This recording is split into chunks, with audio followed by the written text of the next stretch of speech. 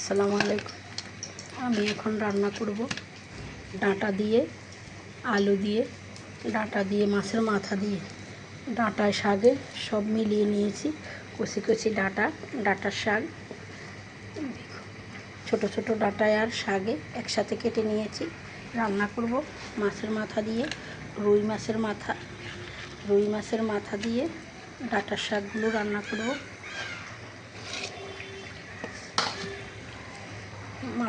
মাছের মাথাগুলো আমি ভেজে নিয়েছি।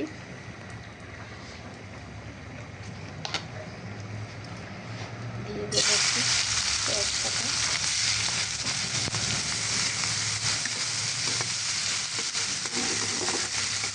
ভেজে নেব।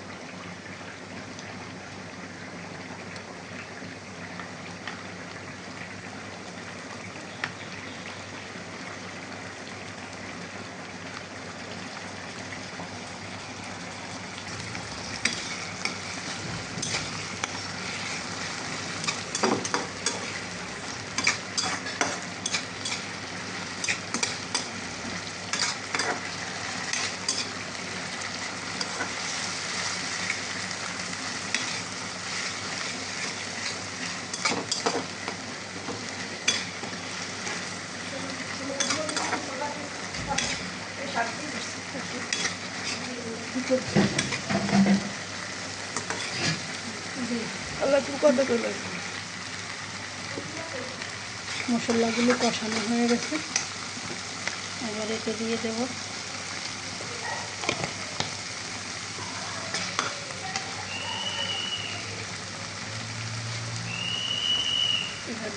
তরকারিগুলো।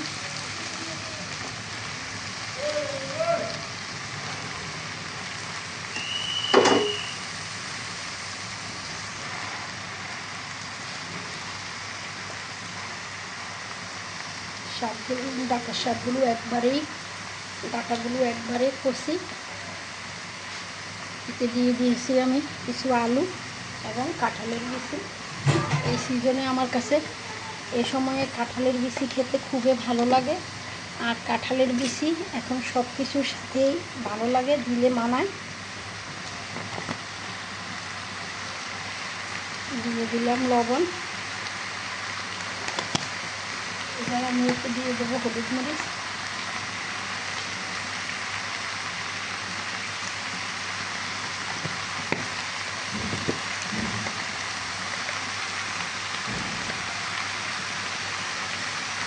স্বাদের মধ্যে কিন্তু হলুদ মরিচ বেশি লাগে, বেশি দেওয়া লাগে।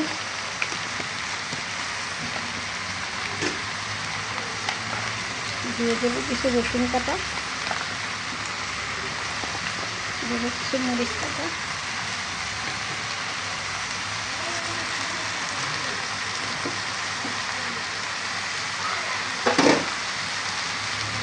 দিয়ে একটু পানি।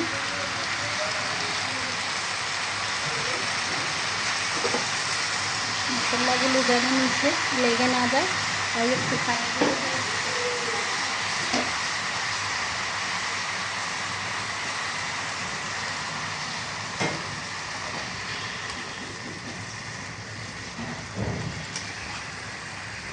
আমি কখনো অনেক তরকারির উপরে ঢাকনা দিই না, কারণ ঢাকনা দিলে তেল মশলাগুলো সবই ঢাকনার মধ্যে লেগে যায়, তরকারির স্বাদ কমে যায়। তাই আমি কখনো তরকারির মাঝে ঢাকনা দিই না। দিই দুই একটা জিনিস, যেমন মাংসের মাঝে দিই কিছু কিছু জিনিস শক্ত জাতীয়, তাই ওগুলির মধ্যে ঢাকনা দিয়ে থাকি। না হয় ঢাকনা আমি এই সমস্ত তরকারির মাঝে দিই না, কারণ ঢাকনা দিলে ঢাকনায় সব তেল মশলা খেয়ে ফেলে, তরকারির স্বাদটা কমে যায়।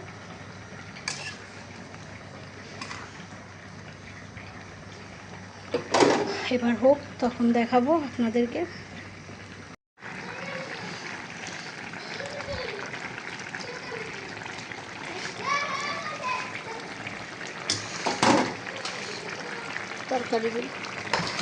ডাঁটাগুলো আমার কষানির মাঝে সিদ্ধ হয়ে গেছে। এবার আমি মাছের মাথাগুলো দিয়ে দেব। রুই মাছের মাথা দিয়ে দিয়েছি।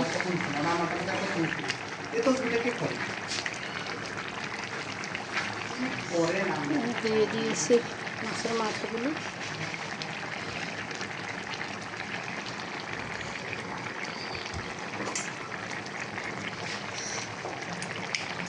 মাছের মাথা দিয়ে শাক রান্না করেছি। দেখুন ডাঁটায় ডাঁটার শাকে এভাবে রান্না করলে অনেক মজা হয়। ডাঁটার শাক, ডাঁটায় শাক দিয়ে মাছের মাথা রান্না করেছি। আমার মতো অনেকেই হয়তো রান্না করেন, খান, নিশ্চয়ই তারা জানেন এই রান্নাগুলো খুবই সুস্বাদু হয়, দেখতেও সুন্দর। আমার মতো যারা খান তারা কমেন্টের মাধ্যমে জানাবেন। ভালো লাগলে ফলো, লাইক, শেয়ার করবেন। আমি আসলে রান্না ছাড়া কিছুই পারি না, তাই শুধু রান্নাই দেখাই। যা রান্না করি তাই দেখাই, প্রতিদিন যা যা রান্না করি তাই আমি দেখাই বা আপনাদেরকে দেখানোর চেষ্টা করি। আপনারা আমার পাশে থাকবেন, ফলো, লাইক, শেয়ার করে। ইনশাল্লাহ